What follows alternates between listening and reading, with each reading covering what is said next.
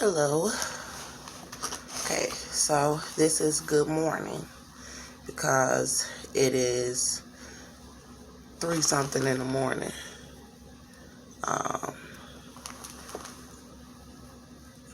So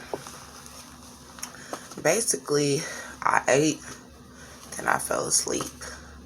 But I need to talk about some things. I don't like doing my house like that, but I need to clarify some things. So while I was asleep, I had a dream. I have night visitations because there's a coven. There's a coven of witches in this country. Some who I know, some who I do not know. And they're doing night visitations on me. And I'm a believer in Jesus Christ. I'm a sinner, but I'm a believer. And I'm not somebody who doesn't sin, but pretends like I believe in Jesus Christ. I'm somebody who has sin in my life, but I actually do believe in Jesus Christ. Okay, so, and it's not fake. It's not a fake relationship. Because you got women out there who get up in the church choir, oh yes, Lord, and doing all that, and then getting up there and giving their testimony and falling all out, and then acting like they speaking in tongues, and they really cursing folks, and they really witches, and they be all in the church over everything, mostly the collection plate, and over the actual praise that really go up to God. They only want witches up there praising Him. They don't want real women who actually believe in Him praising Him, because it's gonna bring down strongholds. But anyway, so I'm having night visitations. The Lord already revealed to me when they was doing it to me in the jail. I was like, at first I was just scared, but then I prayed about it and I asked God to reveal who they were, because some of them were coming disguised, and I asked the Lord to reveal who they were, and then I asked the Lord to break their power. I asked Him to allow me to walk in the power of Jesus Christ, and Jesus Christ ran up on one of them and said, I'll slap the hell out of you. So He is not no phony God. He is not no God that won't slap the hell out of you. Like, He will slap the hell out of somebody. He was flipping over tables and everything. He was running after them. They was running from Him. He was punching them, beating them up in the face. So when I said, let me walk in the power of Christ, I changed. So this is why a lot of people be like, oh, be loving, be kind. Not with evil people. No. Not with the wicked. He's not coming back to be loving on them and all of that. He's going to destroy them. So He revealed who they were, and when I asked Him, they were night visitors. They were people who were doing night visitations, and I don't have time for that. I be tired and I be sleepy. But I actually figured out how to do it. It's easy to go and do a night visitation on somebody, but it's better to mind your business and keep your spirit wherever you at, and then go wherever the Lord take you if He want to reveal something to you or show something to you. But these people, they don't want to stay in their own house. They want to go and try to bother you in the spirit, and it's possible. So in their night visitation, that He also broke their power and showed me most of them were onlookers trying to see what was going to happen to me. But then there were people trying to come say mean, nasty things to me. But let me go ahead and just get into the fact of why I brought that up.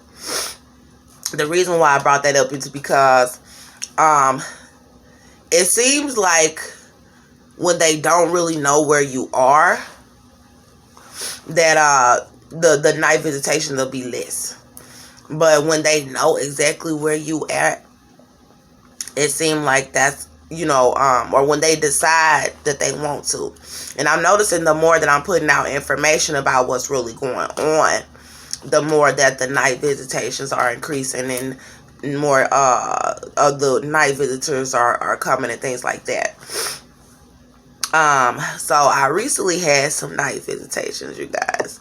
And some things are night visitors, and some things are just of the spirit. Sometimes God can allow you to connect in the spirit with someone who you need to connect with. Sometimes he can let you see things in the spirit about someone else's life and your life in the spirit, and they might not have visited you. So these are combinations of spiritual battles. But remember, in Revelations, God said that he was going to pour out his spirit. So I'm going to get to that as well. But first of all, I need to tell you guys. So I had this spiritual, I was walking in the spirit. That's all I'm going to say. I'm going to leave it like that. I was walking in the spirit, and I was speaking with a lot of different people, going in there and showing them my body and like my situation. And I don't really recall exactly who everybody was, but I went into a room and I saw Cynthia Olvera. She had her hair shaved off, and she, like, her body was different. Like, it looked like she was a little healthier, you know. And she was walking around with my son, and he was like a baby. So my son is 4 years old right now, though. But he was a baby. And she had him, like, holding him, like, you know, like a little lion cub, walking him around like this. But she was on the sideline of a football field. So if you ever been to a really big football game, or you seen it on television, it was like that kind of game. Like, it was huge. And it was like a televised playoff or something. And she was actually on the sideline. You gotta really be somebody to be down there on the sideline like that. And she was. And she was walking around. And I mean, this is big time stuff. If you that connected to be right there, like, literally, if somebody actually ran off and you know, got tackled over there, she could got hit. That's how close she was. And it was like a big old event. And she was walking around with my baby, and my baby's skin color was near her skin color, like almost white. And she was walking around with him, like, you know, proud of him and showing him, like, you know, like this, like that, you know. And that was my baby. And I was like, oh, that's my baby. That's my baby. She got my baby, you know. And this was it was something very demonic behind her walking around with my child like that. And like parading him around. And he had, you know, he was just looking like that. And his little feet was dangling. He was just looking like, and he had on some of his little baby clothes and stuff that he used to have. And so I also went into a room with my sisters. And I don't remember much about my little sister. I'm in the middle of two girls. I'm the middle child. And I love that song by J. Cole because it described my life a lot. Niggas been counting me out. I'm writing down names. I'm keeping the list. I'm getting them hit. You know what I'm saying? But I ain't getting nobody hit, though. You feel me? But anyway, so, and, you know, he talking about they poison the well. You know, all the stuff he be saying in that song. Like, it's almost like he wrote that song for me. But back to what I was saying. I got, so my older sister was in it. And I didn't take much from this, from walking in the spirit just now. But what I did take was that she was there and she was saying that she was pregnant. But it was almost as if she was saying it to try to say that this one was hers. And then I got angry at her in the spirit. So I'm not saying she visited me, because sometimes sometimes it is a visitation. And it can come from family. Sometimes God will allow you to see things. And sometimes it's symbolic. So sometimes it's symbolism. And that's not necessarily what is actually happening, but it's symbolic for something that might be in the spirit. So it was almost like people, there were women in my family trying to make it seem like they were pregnant to cover up my pregnancy. And so I got angry at them, and I was like, you know, such and such and such and such to her. And then I got up to walk out the room, and I was about to go and tell on my camera outside on the porch, because my son, I was like, I know my son been around here, because something about them being in contact with Cynthia O'Vera, and I have not seen my son. My son been in the hands of the man who was attacking me, my child father, his mother. And I haven't seen my baby. And so I was like, I know my son been around here. I know my son been over here. You know what I'm saying? And so I was like about to get on my camera in the spirit and on the porch and start talking and telling what was going on, because it's like, nah, that ain't right. You don't be in cahoots with the man who was abusing me, his mother. Y'all don't even supposed to even know her. And then I ain't seen my baby, and everybody done tried to set it up to where I can't see my child. And then y'all run around and see him, and I ain't seen my own baby. Like, that's evil. So I was finna get on the camera in the spirit and say, you know, what was going on, but it wasn't actually like I was awake. I was still in the spirit.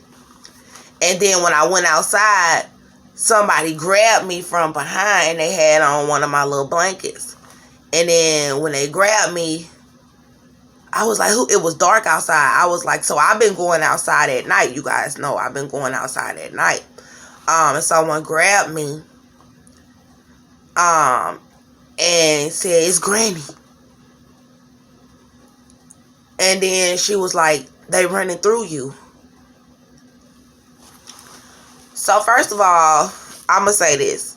The Lord already revealed to me when I was in the jail that it didn't matter where I went. I could have went to my dad's house. I could have went to my sister's house. I could have went to my granny's house. I could have went to my cousin's house. I could have went to my auntie, uncle, anybody's house who I went to, friends or whatever.